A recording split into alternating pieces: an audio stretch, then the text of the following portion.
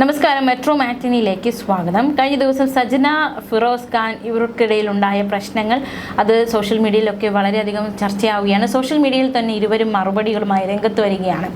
തനിക്ക് നേരെ വന്ന ആരോപണങ്ങൾക്ക് വീണ്ടും മറുപടിയുമായി സജന എത്തിയിരിക്കുകയാണ്. സജനയുടെ വാക്കുകൾ ഇപ്രകാരം: വീഡിയോ എടുത്തു കഴിഞ്ഞപ്പോഴാണ് വിട്ടുപോയ പ്രധാനപ്പെട്ട കാര്യം എനിക്ക് ഓർമ്മ വന്നത്. ഒന്നോ രണ്ടോ കാര്യങ്ങളാണെങ്കിൽ നമുക്ക് ഓർത്തു വയ്ക്കാം. ഇതിപ്പോൾ ഒത്തിരി ഉള്ളതുകൊണ്ട് പലതും മറന്നുപോയി. 7-8 വർഷം മുൻപ് നടന്ന ആ സംഭവം ഇപ്പോൾ ഒരു ട്രോൾ വീഡിയോ കണ്ടപ്പോഴാണ് വീണ്ടും ഓർമ്മ വന്നത്. നമ്മുടെ ബഷീർ ബാഷി, മൃദുല, ജിഷിൻ ചേട്ടൻ, പ്രമോദേട്ടൻ തുടങ്ങിയ ഒട്ടേറെ ആർട്ടിസ്റ്റുകൾ പങ്കെടുത്ത ഒരു ടെലിവിഷൻ പ്രോഗ്രാമിൻ്റെ ഷൂട്ടിംഗ് കഴിഞ്ഞ് എല്ലാവരും ഒത്തുചേർന്ന ഒരു നൈറ്റ് പാർട്ടിക്കിടയിലാണ് സംഭവം. ഞങ്ങളെല്ലാവരും കൂടെ ഇങ്ങനെ പാർട്ടിക്കിരിക്കുന്നു. ഞങ്ങളെല്ലാവരും കൂടെ രസമായിട്ട് തമാശ കളിക്കുന്നു. പെണ്ണുങ്ങളെല്ലാം ജ്യൂസ് കുടിക്കുന്നു, ആണുങ്ങൾ മദ്യം കുടിക്കുന്നു. അങ്ങനെ കുറേ പേര് മദ്യം കുടിക്കുന്നു. അങ്ങനെ കുറച്ച് കാര്യങ്ങളൊക്കെ നടക്കുകയാണ്. അതിനിടയിൽ നമ്മളെല്ലാവരും കൂടെ ആർട്ടിസ്റ്റുകളെല്ലാവരും ആസ്വദിക്കുന്ന ഒരു സമയം. ഷൂട്ടൊക്കെ കഴിഞ്ഞ് വലിയ തിരക്കുകൾ കഴിഞ്ഞിരിക്കുകയാണ്.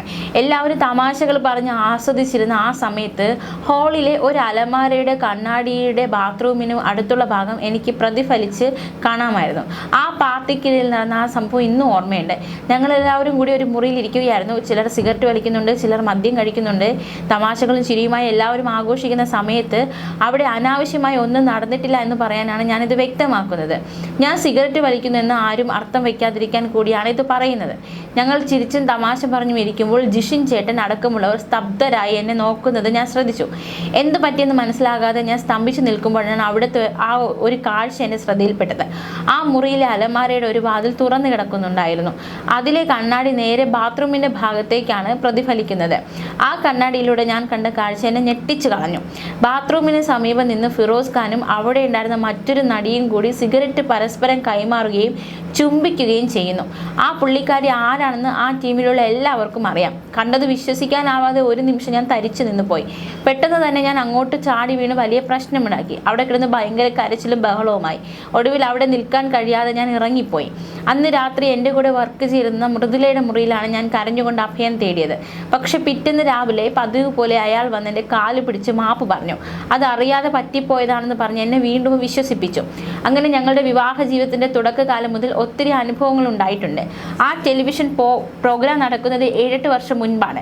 ആ സമയത്താണ് ഈ പറഞ്ഞ കാര്യങ്ങളെല്ലാം ഉണ്ടായത്. ഇതിന് തെളിവായി ജിഷിൻ ചേട്ടനെയോ പ്രമോദേട്ടനെയോ ഒക്കെ എനിക്ക് പറയാം. പക്ഷെ അവർ സത്യം പറയുമോ എന്ന് എനിക്കറിയില്ല.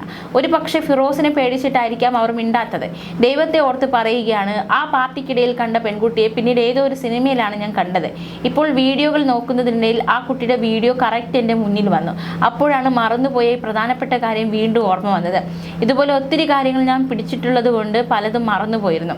ഇനി താൻ ഞങ്ങളെക്കുറിച്ച് എന്ത് വേണമെങ്കിലും പറഞ്ഞോ, ഞങ്ങൾ ദ്രോഹിച്ചുവെന്നോ വേറെ ആളുകളോടൊപ്പം പോയി എന്നോ എന്ത് വേണമെങ്കിലും തനിക്ക് പറയാം. കൂടെ വർക്ക് ചെയ്യുന്നവരോടൊക്കെ ഞങ്ങളെക്കുറിച്ച് മോശമായി പറയുന്നതാണ് ഇയാളുടെ ഭീഷണി. ഇയാൾ വളർന്ന രീതികളും ഇയാളുടെ മനസ്സിലുള്ള ട്രോമകളും മറ്റുള്ള പെണ്ണുങ്ങളുടെ തലയിൽ അടിച്ചേൽപ്പിക്കുകയാണ്.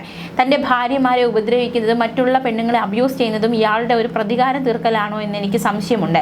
ഇനി എന്തുമായിക്കോട്ടെ, ഇയാൾ അടുത്ത വീഡിയോ ഇടാൻ പോകുന്നുണ്ടാകാം. പക്ഷെ എന്നെ കൊണ്ട് ഇതെല്ലാം ഫിറോസ് ഖാൻ താൻ പറയിപ്പിച്ചതാണ്.